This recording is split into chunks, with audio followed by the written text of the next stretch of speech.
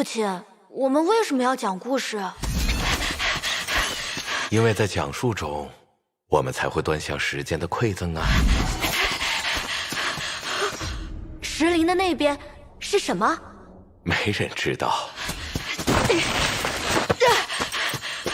如果有一天，故事讲完了呢？你的故事会在旅途中萌芽。我的故事。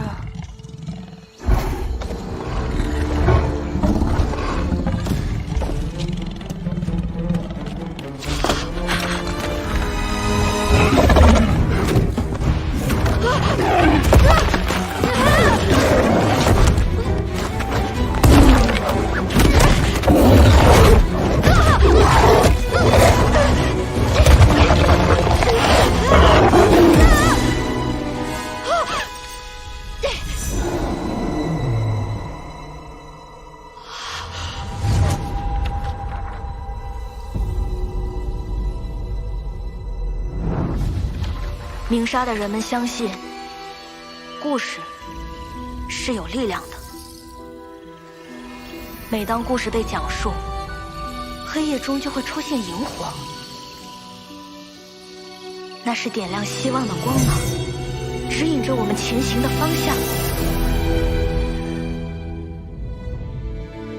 父亲告诉我，这本书里有我们所有的故事。但鸣沙已经被石林围困了太久太久。外面的世界虽然未知，但一定有数不清的故事。我想找到他们，把他们带回家。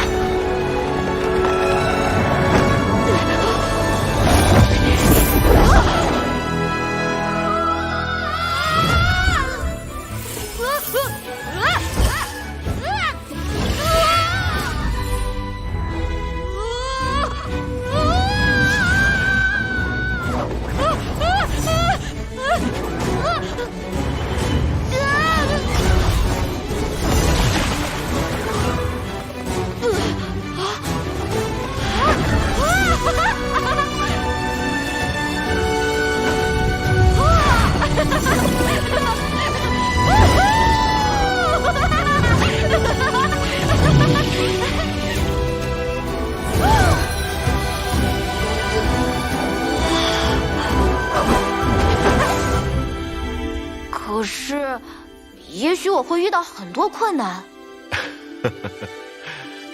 被困难打磨过的勇气，才会让故事闪闪发光。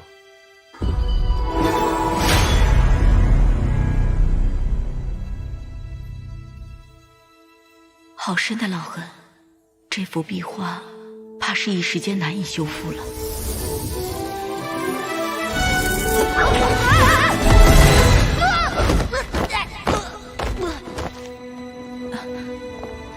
你是谁？为何会从壁画里出来？这里是哪儿？啊，这里是起源石窟，好像跟我记忆里不太一样了。对了，姐姐，你也是千窟的学者吗？我叫桑启，我来这儿是为了给鸣沙的族人们带回世上所有的故事。按这孩子的话推算，他进壁画后，世上已过数百年。我是千窟暂代的城主伽罗，千窟建立至此，也只有你得此机缘移入壁画。你看到了什么？太神奇了，感觉就像做了个很长的梦。不过我都记下来了。无论以何种形式记录，故事也会有一时消散的一天。传说或是文明，真能永远流传下去吗？能的。远古的声音会一直回荡在人们的记忆深处，等着我们寻回。我要找的故事有很多，他们都在一场浩劫里损毁了。只是我怕以我一生之力，也难以尽数寻回。但一定有更多的人在默默地寻找。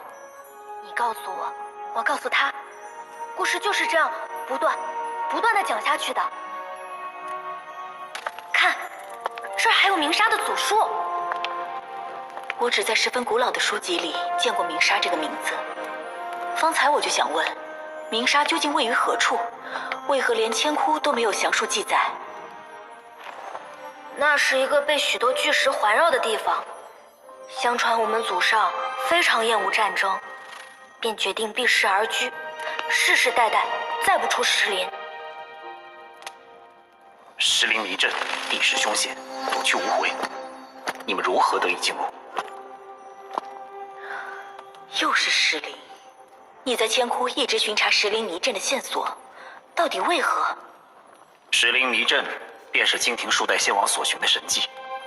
一个行踪鬼魅的神秘女子送来这个消息，似是有意引我探查。金庭，我曾去过这个地方，那儿的人们都过着富足美满的生活。何止是富足？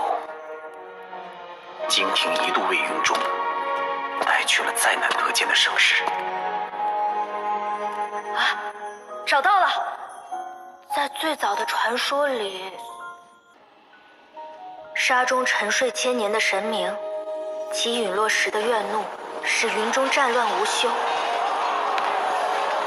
唯有数座城邦以各自缘由发展成型，那便是逆域之气，千窟之首，荆棘之势。我到金庭时，发现这儿的人们将手中荆棘林立成墙，岂是数为自己的人民？那誓约如此简单，乃是所有人共有的心愿，和平。那时的金庭，是过路旅者最能感到安心的地方了。后来，一支蛮族四处征伐，小国在战火中灰灭，金庭也仅能勉力抵抗，几近失守。但神迹发生了。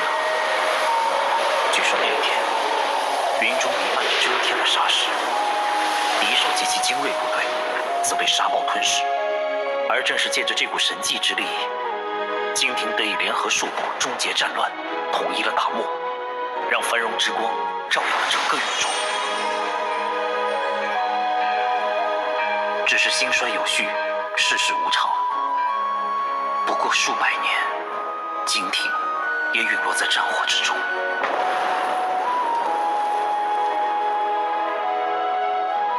他们离开前，只给我留下了半封密信。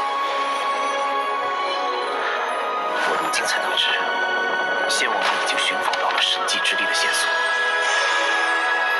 而这也将是金庭在心的绝佳助力。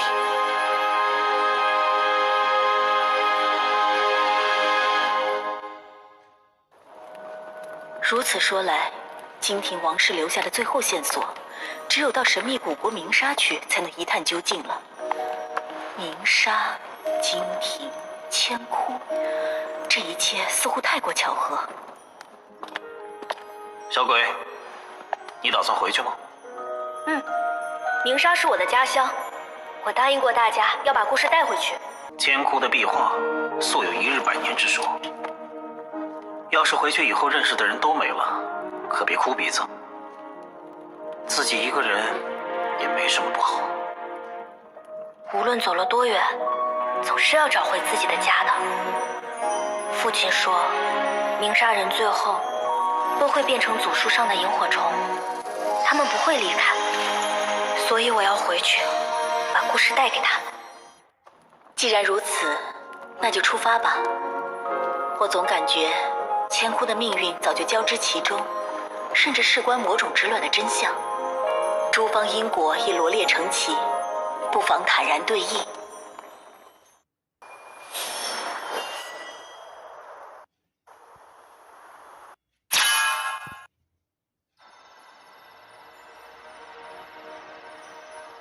果然，古往今来，弱者都会被沙漠吞噬，无声消失。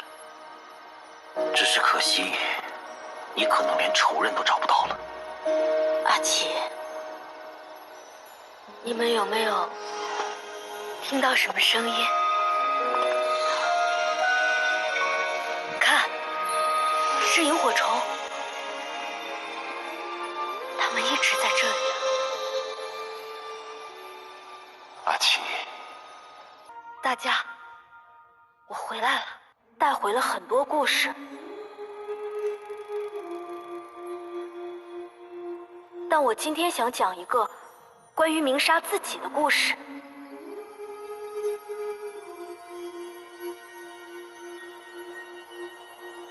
萤火驻留之处，是被称为鸣沙的净土。硝烟让云中变得暗淡无光，而鸣沙的人们把云中最美好的回忆存进故事里，带进了石林。但石林里的人们偶尔也会思虑，现在的云中究竟是什么样？谁也没想到，前所未有的侵略者让云中生灵涂炭，神明早已陨落，战火烧遍整个云中。原本躲避战争的部族决定迎着危难而出，他们发动了上古的秘术，凝固千年的石阵再次转动，所引发的惊天沙暴扑向凶蛮的敌人，战局得以扭转。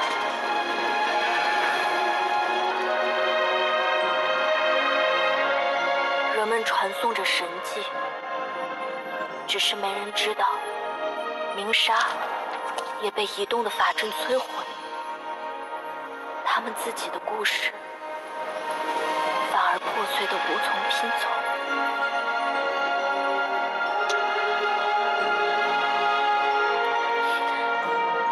但这不是鸣沙的终点，萤火闪烁之处，新的故事就会开始。勇敢前行之时，荒土将再发新枝。有故事的地方，就会是鸣沙。萤火会指引我们重聚。这就是我的故事，我会把它一直写下去。